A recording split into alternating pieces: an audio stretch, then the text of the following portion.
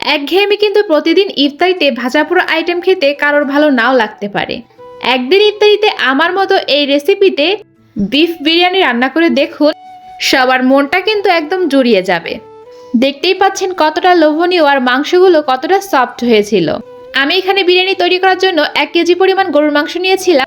Add করেছি পেঁয়াজ কুচি, 1 চামচ রসুন বাটা, 1 চামচ আদা বাটা, হাফ চামচ ধনিয়া গুঁড়া, পরিমাণ মতো শুকনা মরিচের গুঁড়া, হাফ চামচ মতো গরম মশলা গুঁড়া, 2টা দারচিনি আর 3-4টা মতো এলাচ।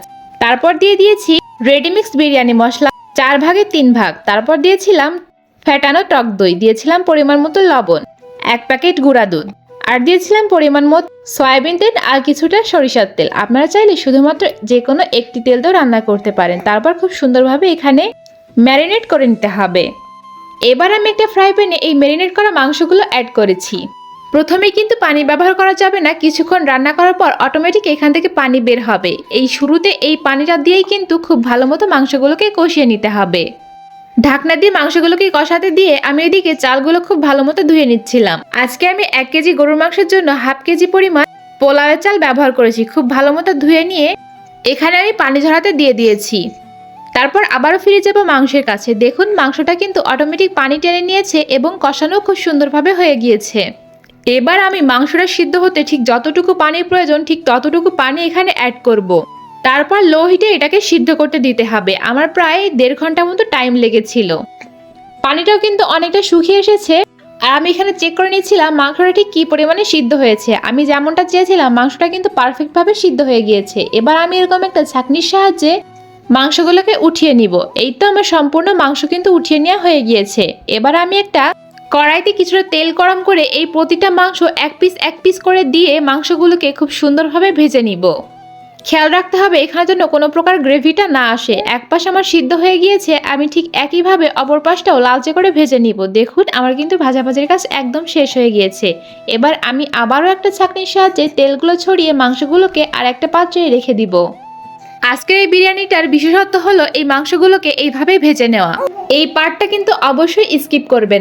এরপর আমি ফ্রাই প্যানে একটু তেল গরম করে পানি ঝরিয়ে রাখা চালগুলো অ্যাড করেছি। খুব ভালো মতো এবার চালগুলোকে আমাদের ভেজে নিতে হবে। আমি এখানে 2টা দারচিনি আর 2টা এলাচ ব্যবহার করেছিলাম একটু ফ্লেভারের জন্য।